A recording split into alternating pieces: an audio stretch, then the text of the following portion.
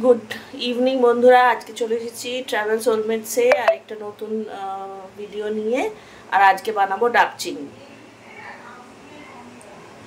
তো ডাব চিংড়ির জন্য আমি একটা ডাব কিনে এনেছি, জলটা বের করে নিয়েছি আর চিংড়িটাকেও রেডি করেছি।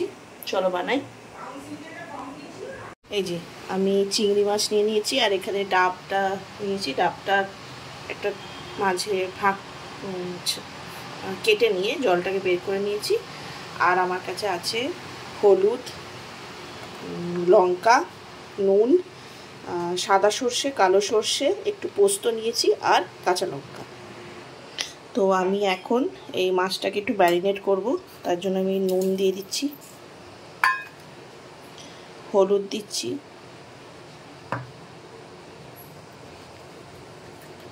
লঙ্কা দিলাম, আর আমি এইটাকে একটা পেস্ট বানিয়ে নেব।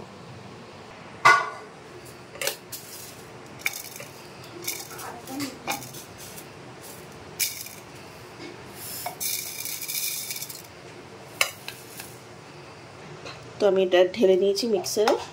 এবার আমি এটা পেস্ট করব। সময় আমি এই সর্ষের মধ্যে জলের জায়গায় যে নারকেলের জলটা রয়েছে, মানে ডাবের জলটা, সেটা দিলাম। দেখো আমি সুন্দর পেস্ট করে দিয়েছি। এটাকে আমি দিয়ে দিচ্ছি এর মধ্যে। আর আমি নারকেলের জলটা দিয়েই কি করব, যে এটাকে একটু হালকা করে দিলাম আর কি।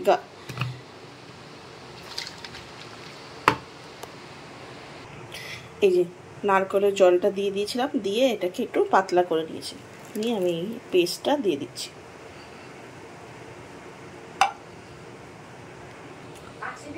আর এর মধ্যে দিলাম সর্ষের তেল।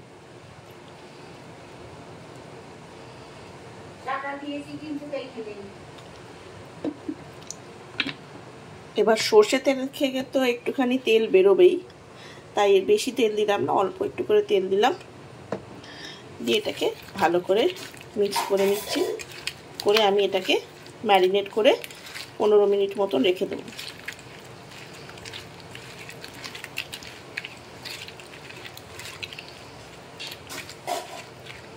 থাক, এটা 15 মিনিট বাদে প্রিপারেশনটা করব।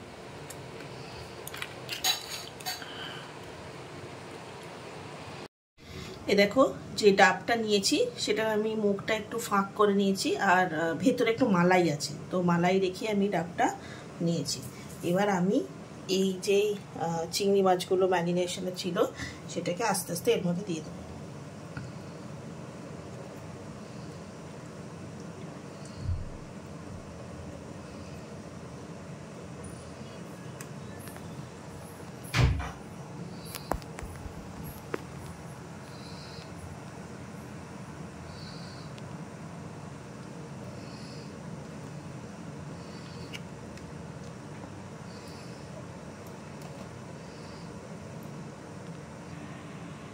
দেখো আমি ভরে নিয়েছি, আর যে সর্ষের পেস্টটা ছিল সেইটাও আমি এর মধ্যে দিয়ে দিলাম।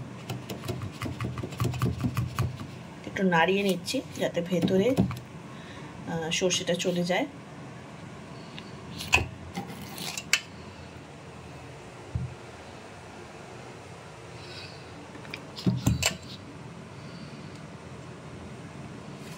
এবার আমি আটা দিয়ে এই মুখটাকে সিল করে দেবো। এ দেখো, এটাকে আমি আটা দিয়ে সিল করে নিয়েছি। সুন্দর আটা দিয়ে এটা সিল হয়ে গেছে, আর বেরোবে না। এবার আমি এটাকে দেব মাইক্রোওয়েভে। এই যে মাইক্রোওয়েভে পুরো জিনিসটাকে ঢুকিয়ে দিয়েছি। আর দেখো, মুখটা আটা মাখা দিয়ে সিল করেছি বলে একটু রস বেরোবে না। সুন্দরভাবে আমি এটাকে সেট করে দিলাম। দিয়ে আমি মাইক্রো কনভেকশনে দিচ্ছি 110 ডিগ্রি সেন্টিগ্রেডে 15 মিনিট।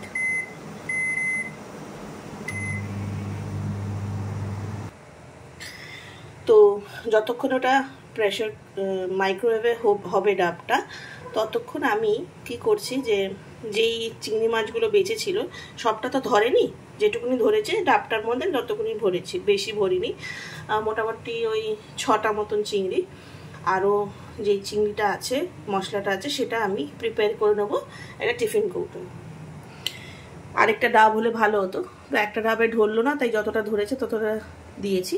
এবারে প্রেশার কুকারে একটা জল দিয়ে আমি গ্যাসে বসিয়েছি, এটা একটু গরম হোক, ততক্ষণ আমি এখানে এটা তৈরি করে নেব। আমার সব ম্যাটারটা ঠিকই থাকবে, খালি আমি চিংড়ি মাছগুলো এর মধ্যে দিয়ে দিচ্ছি, দিয়ে পুরো গ্রেভিটা দিয়ে দেবো। তেল ছড়িয়ে দিচ্ছি,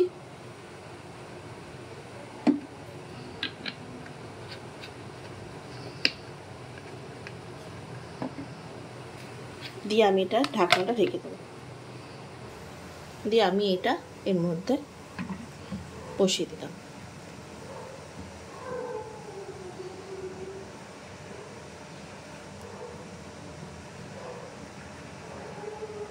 দিয়ে আমি প্রেসার কুকারটা ঢাকনাটা চাপা দিলাম, কিন্তু আমি লক করলাম, ঠিক আছে? লক করব না, জাস্ট ঢাকা। তো আমি আপনাদের দুটো পদ্ধতিতেই দেখাচ্ছি। যদি আপনাদের কাছে মাইক্রোওয়েভ না থাকে তাহলে ডাবটাকে এই প্রেসার কুকারের মধ্যে গরম জলের ওপর বসিয়েও চাপা দিয়েও করতে পারেন, যেটা জায়গায় আমি টিফিন কৌটোটা দিয়েছি। আর মাইক্রোওয়েভ থাকলে মাইক্রোওয়েভও করতে পারেন। তো আমি দুটোই আপনাদের দেখালাম। মোটামুটি আর 8 মিনিটের মতো বাকি আছে, হয়ে গেছে এটা। এবার আমি এটাকে বের করে একটুখানি নাড়িয়ে দিলাম, বের করেছিলাম, বের করে নাড়িয়ে দিয়েছি, দিয়ে আবার দিলাম, দিয়ে আমি এটাকে আবার 140 ডিগ্রিতে দেব, মোটামুটি 10 মিনিট।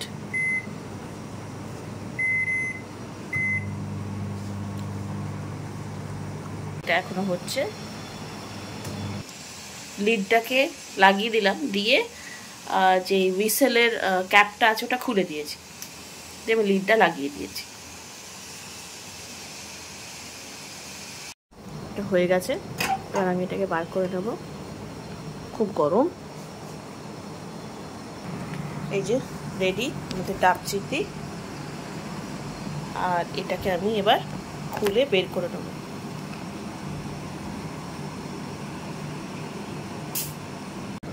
দেখো আমি ঢেলে নিয়েছি, আর একদম পারফেক্ট কনসিস্টেন্সিতে হয়েছে।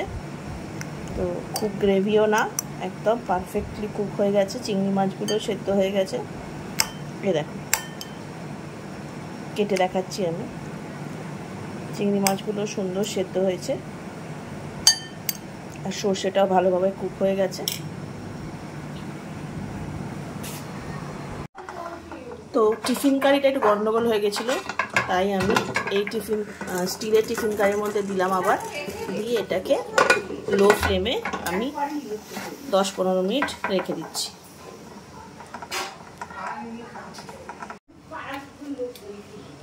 চলো, ঠান্ডা হয়ে গেছে এখন এটা। এবার আমি এটাকে খুলে দিচ্ছি।